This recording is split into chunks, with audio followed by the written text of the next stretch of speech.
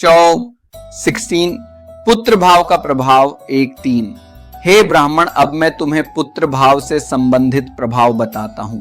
यदि लग्न और पुत्र के स्वामी अपनी ही राशि में हो या कोण में हो या त्रिकोण में हो तो व्यक्ति अपने बच्चों के माध्यम से पूर्ण सुख प्राप्त करेगा। पुत्र का स्वामी अरि, रंध्र या व्यय भाव में हो तो संतान नहीं होती। यदि पुत्र का स्वामी अस्त हो व दुष्टों के साथ हो और निर्बल हो तो संतान नहीं होगी। यहां तक कि अगर चीजें मिल भी गईं तो वे जल्द ही दुनिया छोड़ देंगे। लग्नेश के साथ पुत्रेश की युति अच्छे भाव में होने से सुख के अलावा शीघ्र संतान प्राप्ति सुनिश्चित होगी। यदि वे किसी बुरे भाव में शामिल हो जाते हैं तो वे इस संबंध में दोष साबित होंगे। 4 यदि पुत्र का स्वामी अरि भाव में है, क्योंकि लग्न का स्वामी मंगल के साथ युति है, तो जातक अपनी पहली संतान को खो देगा, जिसके बाद उसकी स्त्री संतान पैदा करने के लिए उपजाऊ नहीं होगी। 5 यदि पुत्र का स्वामी अरि, रंध्र या व्यय भाव में हो और बुध और केतु पुत्र भाव में हो तो जातक की पत्नी एक ही संतान को जन्म देगी। 6 यदि पुत्र का स्वामी नीच राशि में हो और पुत्र से दृष्टि में न हो, जबकि शनि और बुध पुत्र में हो तो जातक की पत्नी केवल एक बच्चे को जन्म देगी। 7 धर्म का स्वामी लग्न में हो, पुत्र का स्वामी नीच में हो और केतु पुत्र में बुध के साथ हो तो संतान की प्राप्ति बहुत कष्ट के बाद होगी। 8 यदि पुत्र का स्वामी अरि, रंध्र या व्यय भाव में हो या शत्रु राशि में हो या पतन में हो या पुत्र में ही हो तो जातक को कठिनाई से संतान उत्पन्न होती है। 9 क्या पुत्र भाव पर शनि या बुध का स्वामित्व होना चाहिए और उस पर शनि और मंदी का कब्जा होना चाहिए या उस पर दृष्टि होना चाहिए, व्यक्ति को दत्तक समस्याएं प्राप्त होंगी। 10 यदि सूर्य और चंद्र एक राशि और एक ही नवांश में एक साथ हों तो जातक का पालन पोषण 3 माताओं या 2 पिताओं द्वारा किया जाएगा। 11 गोद लिए गए अंक का संकेत तब दिया जाता है जब पुत्र 6 ग्रहों से युक्त हो, जबकि उसका स्वामी व्यय भाव में हो और चंद्र और लग्न बल से संपन्न हो। 12 यदि पुत्र का स्वामी बलवान है तो बहुत से बच्चे होंगे, जबकि पुत्र मजबूत बुध, गुरु और शुक्र से दृष्ट है। 13 यदि पुत्र का स्वामी केंद्र के साथ हो या उसके दशांश में हो तो जातक पुत्रियों को जन्म देगा, ऐसा ज्योतिषियों का कहना है। 14 यदि पुत्र का स्वामी चर राशि में हो जबकि शनि पुत्र में हो, जैसे कि राहु चंद्र के साथ हो, तो बच्चा ऐसा पैदा हुआ संदिग्ध जन्म का होता है। 15 यदि चंद्र लग्न से 8वें भाव में हो तथा गुरु चंद्र से 8वें भाव में हो तो निस्संदेह जातक दूसरे की संतान से पैदा होता है। इस योग में अशुभ की दृष्टि या युति आवश्यक है। 16 यदि पुत्र का स्वामी उच्च का हो या धन पुत्र या धर्म भाव में हो या गुरु से युक्त हो या गुरु से दृष्ट हो तो संतान की प्राप्ति होती है। 17 यदि पुत्र 3 या 4 पाप ग्रहों से युक्त हो और पुत्र का स्वामी पतन में हो तो ऐसे जातक को संतान की प्राप्ति होती है जो नीच कर्मों में लिप्त होता है। पुत्र में एक लाभकारी बुध सहित को उक्त संयोजन से बाहर रखा गया है। 18। यदि पुत्र गुरु के साथ हो और उसका स्वामी शुक्र के साथ हो तो जातक को 32वें या 33वें वर्ष में संतान प्राप्त होती है। 19। यदि पुत्र का स्वामी कारक गुरु के साथ कोण में हो तो जातक को 30 या 36 वर्ष की आयु में संतान प्राप्त होगी। 20। यदि गुरु धर्म भाव में हो और शुक्र लग्नेश के साथ गुरु से नवम भाव में हो तो जातक को 40 वर्ष की आयु में संतान प्राप्त होती है। यदि राहु पुत्र में हो, पुत्र का स्वामी पाप ग्रह के साथ युति में हो तथा गुरु नीच राशि में हो तो जातक 32 वर्ष की आयु में अपनी संतान को खो देगा। 22।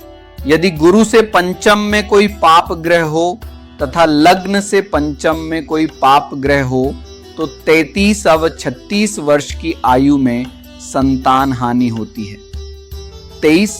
यदि मांडी लग्न में हो और लग्न का स्वामी नीच राशि में हो तो 56 वर्ष की आयु में संतान हानि का दुख होता है। बच्चों की संख्या। यदि बंधु भाव और अरि भाव पर पाप ग्रहों का कब्जा हो तो 10 पुत्र होंगे, जबकि पुत्र का स्वामी उच्च राशि में है, लग्न के स्वामी के साथ मिल रहा है क्योंकि गुरु एक अन्य शुभ ग्रह के साथ है। यदि गुरु उच्च राशि में हो तो वह 9 पुत्रों को जन्म देगा क्योंकि राहु धन के स्वामी के साथ है और धर्म अपने स्वामी के पास है। यदि गुरु पुत्र या धर्म भाव में हो तो 8 पुत्र होंगे, जबकि पुत्र का स्वामी बल से संपन्न है और धन का स्वामी कर्म भाव में है, शनि धर्म भाव में है, जबकि पुत्र का स्वामी पुत्र में ही है। 7 पुत्र देता है, जिनमें से 2 बार जुड़वां बच्चे पैदा होंगे। यदि पुत्र का स्वामी धन के स्वामी के साथ युति में पुत्र में हो तो 7 पुत्रों का जन्म होगा, जिनमें से 3 का निधन हो जाएगा। यदि पुत्र भाव में कोई पाप ग्रह हो और गुरु शनि से 5वें स्थान पर हो तो केवल 1 ही पुत्र होता है या इसके विपरीत। यदि पुत्र भाव अशुभ हो या शनि गुरु से 5म भाव में हो तो जातक अपनी दूसरी या तीसरी पत्नी से ही संतान उत्पन्न करता है। क्या पुत्र पर किसी अशुभ ग्रह का कब्जा है, जबकि गुरु पुत्र भाव में शनि के साथ युति है क्योंकि लग्न का स्वामी धन भाव में है और पुत्र का स्वामी मंगल के साथ युति है तो व्यक्ति लंबे समय तक जीवित रहेगा लेकिन अपने बच्चों को एक के बाद एक खो देगा, जैसे वे हैं जन्म, चौ, सैटिन। अरिभाव का प्रभाव 1।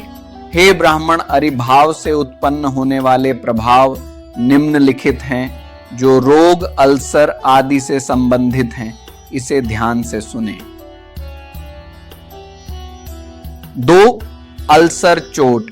अरि का स्वामी अरि में ही हो या लग्न में हो या रंध्र में हो तो शरीर पर व्रण या चोट के निशान होंगे। राशि अरिभाव बनकर संबंधित अंग के ज्ञान की ओर ले जाएगी। 3-5। रिश्तेदार प्रभावित। किसी रिश्तेदार का कारक या ऐसे भाव का स्वामी अरि के स्वामी के साथ जुड़ना या अरि या रंध्र भाव में होना ऐसे रिश्तेदार जैसे पिता को अल्सर चोट का संकेत देता है। सूर्य ऐसे आधिपत्य और ऐसे भाव में होने पर सिर का, चेहरे का चंद्र, गर्दन का मंगल, नाभि का बुध, नाक का गुरु, आंखों का शुक्र, पैरों का शनि और राहु और केतु का प्रभाव दर्शाता है। पेट 6।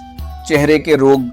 लग्न का स्वामी मंगल या बुध की राशि में हो और बुध पर उसकी दृष्टि हो तो चेहरे के रोग होंगे। 7, 8, 1, 2। कुष्ठ रोग। मंगल या बुध आरोही राशि का स्वामित्व रखते हुए और चंद्र, राहु और शनि के साथ मिलकर कुष्ठ रोग का कारण बनेगा। यदि केंद्र लग्न में हो जो कि कर्क नहीं है और राहु के साथ हो तो श्वेत कुष्ठ होता है। राहु के स्थान पर शनि काला कुष्ठ देगा, वहीं मंगल रक्त कोढ़ से पीड़ित करेगा। 9, 12, 1, 2। सामान्यतः रोग। जब लग्न पर सूर्य के साथ अरि और रंध्र भाव के स्वामी हो तो जातक बुखार और ट्यूमर से पीड़ित होगा। सूर्य की जगह लेने वाला मंगल रक्त वाहिकाओं में सूजन और कठोरता और घावों और हथियारों के प्रहार का कारण बनेगा। बुध के कारण अनेक प्रकार की बीमारियां उत्पन्न होंगी, वहीं गुरु किसी भी बीमारी को नष्ट कर देगा। इसी प्रकार शुक्र स्त्रियों से रोग, शनि वायु से रोग, राहु नीच जाति के पुरुषों से और केतु नाभि से रोग उत्पन्न करते हैं। अरि और रंध्र भाव के स्वामियों के साथ युति में चंद्र जल और कफ संबंधी विकारों के माध्यम से खतरे पैदा करेगा। पिता जैसे रिश्तेदारों के लिए भी संबंधित कारक और भावों से इसी तरह का अनुमान लगाया जाना चाहिए। 13-19 सी 1 को 2 बीमारी का समय। यदि शनि राहु के साथ हो और अरि स्वामी तथा षष्ठ भाव पाप ग्रहों के साथ युति हो तो जातक जीवन भर बीमारी से पीड़ित रहेगा। यदि मंगल अरि में हो और अरि रंध्र में हो तो 6 वर्ष की आयु में तथा 12 वर्ष की आयु में गंभीर ज्वर से पीड़ित होगा। यदि चंद्र धनु मीन में है जबकि गुरु लग्न से अरि में है तो व्यक्ति 19 और 22 वर्ष की आयु में कुष्ठ रोग से पीड़ित होगा। यदि राहु अरि में है, लग्नेश रंध्र में है और मांडी कोण में है तो उपभोग होगा। 26 वर्ष की आयु में जातक को कष्ट देना। 29 और 30 वर्ष की आयु में प्लीहा संबंधी विकारों का अनुभव होगा यदि 6वें और 12वें भाव के स्वामी अपनी राशियों के स्थान पर हों। शनि और चंद्र अरि में एक साथ मिलकर 45 वर्ष की आयु में रक्त कुष्ठ देंगे। यदि शनि किसी शत्रु ग्रह के साथ हो और लग्नेश लग्न में ही हो तो जातक को 29 वर्ष की आयु में वायु संबंधी विकार जैसे गठिया परेशान करेंगे। 20-22 दुर्भाग्यपूर्ण वर्ष।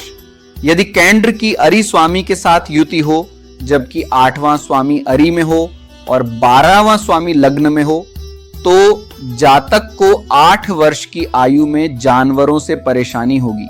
हे ब्राह्मण, यदि राहु अरि में है जबकि शनि उक्त राहु से रंध्र में है तो बच्चे को 1 और 2 साल की उम्र में आग से खतरा होगा, जबकि सहज वर्ष में पक्षी कुछ अनिष्ट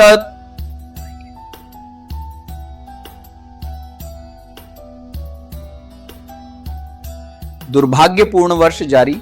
पुत्र और धर्म वर्षों के दौरान पानी के खतरे से डरना होगा यदि सूर्य अरि या रंध्र में है जबकि चंद्र उक्त सूर्य से व्यय में है।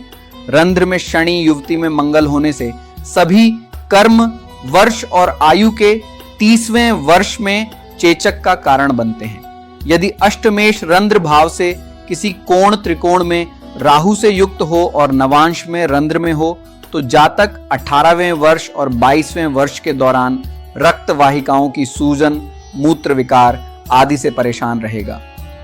26 शत्रुओं से हानि। यदि लाभ और षष्ठेश अपनी राशियां बदल लें तो 21वें वर्ष में धन की हानि होगी। 37 शत्रु पुत्र।